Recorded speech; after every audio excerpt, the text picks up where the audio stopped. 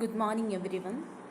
Let us learn today about idiosyncrasy according to J. Gillen.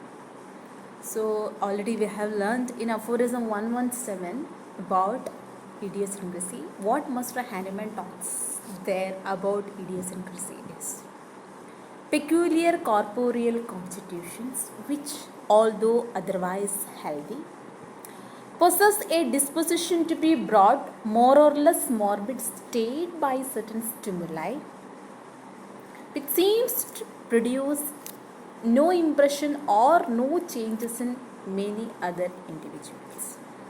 Here, what we need to understand is people are born with certain peculiarities in their disposition. They react morbidly or they start producing disease symptoms on exposure to certain stimuli. When other group of people, when they are exposed to the same stimuli, they may not experience this disease symptoms. It is what the difference goes with idiosyncratic people. So idiosyncrasy, it can be there physical, mental or moral. Idiosyncrasy can enter into different areas of the life of a person.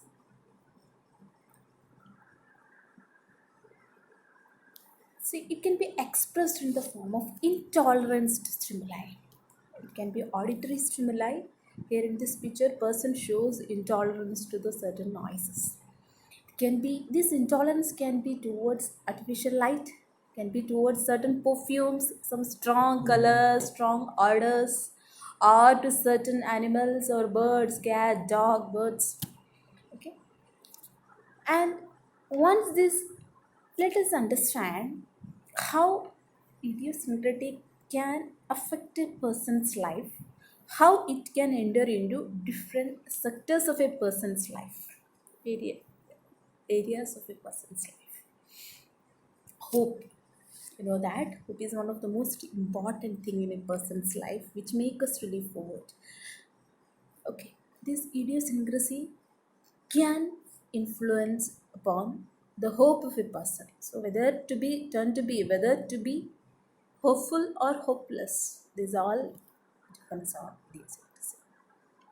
And certain fears, certain morbid fears. When you open Metromedia, you can find a lot number of fears, whether it can be imaginary fears or extremely fearful to certain things.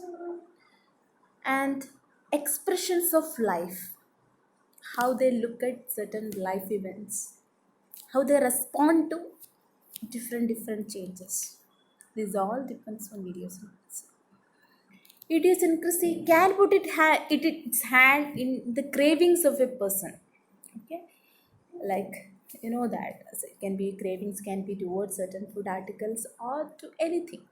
Okay, longings, some goals, aims, or whatever, some desires, greatest desire, isn't it? So the person longing means intense desire for some particular thing. Cautious is one of the trait what a person can show. So sometimes the people are expressing the cautious this particular trait. It can they can express it so painful way. It can be extremely painful also. They are so cautious, that particular thing will make their life so miserable. Okay. Now, let me ask you something. Whether this idiosyncrasy, is it something idiosyncratic individual, are they healthy or are they sick? Definitely they are sick because they produce morbid changes on exposure to certain stimuli, and with the same stimuli others will not experience any symptoms. So they have to be treated. How do you want to treat them? So first we need to understand why they behave in an idiosyncratic way. What is the thing which lies in the background which is responsible for bringing these such expressions? They are nothing but the miasms which lurks in the background. whether it can be SORA, latent syphilis, or psychosis, or combination of them. So these all behaviors, idiosyncratic expressions or tendencies, they are a product of this lucky miasms in the background. So you need to offer appropriate anti-miasmatic treatment to the person. This is how we can take it. Another thing we need to discuss about idiosyncrasy is whether idiosyncrasy is it something constant throughout the life of a person, or they are temporary to only to particular phase of the life of a person. Can express in both ways. For some, it can be seen as a constant factor throughout the life of a person. For some, it can express only at certain phases of their life. For example, only during their pubertal age, or some early childhood, or only during the pregnancy. So why they show this stains, that is this tendencies only to certain state, is all because of some deficient physiological process. That is, there is some problem, the physiological process at that point of time, it becomes completely arrested or becomes tardy because of some deficiency in the very organism. Okay. So this deficiency can be anywhere. It can be the physical sphere, mental sphere, or the moral sphere. Okay. So this deficiency will be expressed in the form of idiosyncratic trait. Some children, the growing age, they show peculiar craving for salt. So salt is one important thing, isn't it, which is helpful for the growth. And there is definitely some defective assimilation process. So we can see in the provings of calcarea carp, calcarea phos, silesia. So craving for salt will be to such an extent that they even, they don't hesitate to even once steal the salt from the cupboard. That, but craving is so marked. Craving is so marked. Likewise, we can see in pregnancy, they show pica, that is, excessive craving for certain things, maybe some spices, okay, towards clove, nutmeg, or they may crave some certain undigestible things like chalk, charcoal, or raw grains, or pickles.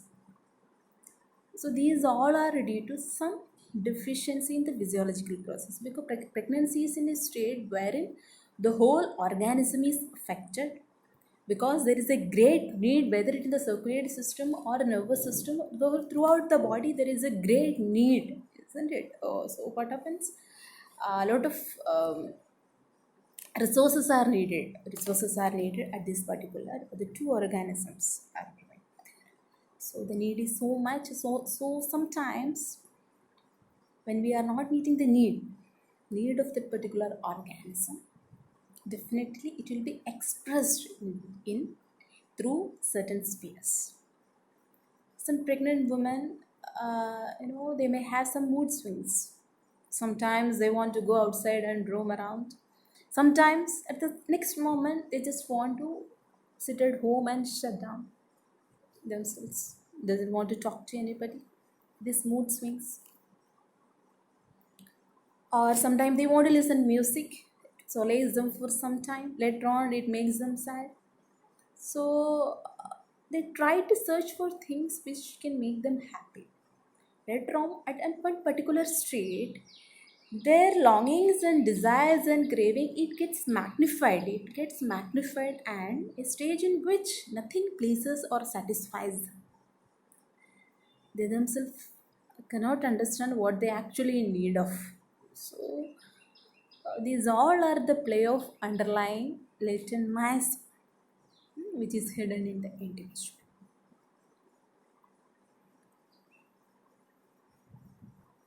So another important thing is this idiosyncrasy. It can express in the form of aggravation and ameliorations. So when we learn materia medica, or when we treat the patients. Patients come and tell you, doctor, I have got aggravation. See, this particular symptom aggravated during so and so time or so and so factors aggravates the conditions. Why people are getting aggravated or why they are getting ameliorated? It's all are due to idiosyncrasy. Certain people they feel better in the open air, or certain people they want they feel better in the warmth of room. These all are due to idiosyncrasy. And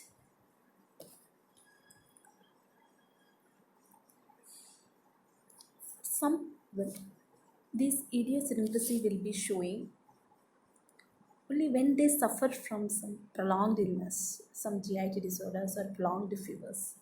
Only at those particular time they will show this trait. For example, we can see when a person suffers from typhoid fever, they may develop abnormal craving for beef. This is one example of idiosyncratic behavior, which is temporary actually, only during that particular stage of illness they have it. Okay. So, this idiosyncrasy, it is definitely developing in the organism. Okay, it is definitely putting a grip over the life force, and it is get fully bloom, and later on it is transferred to the next generation. Okay, so it lead to the production of the dyscrasia, certain type of dyscrasias, tubercular taint. Okay, these all are due to idiosyncrasy. So, in nutshell, so before concluding, see the very famous example which has been told in aphorism itself. Idiosyncrasy, we can see that isn't it? Certain people, when they are exposed to, he has given the example of rose. I have put so many flowers over here. So, by exposure to certain flowers, person can experience fainting attack, but other people may not experience it. They because they are extremely sensitive or they are idiosyncratic to this stimuli. Let me conclude over here.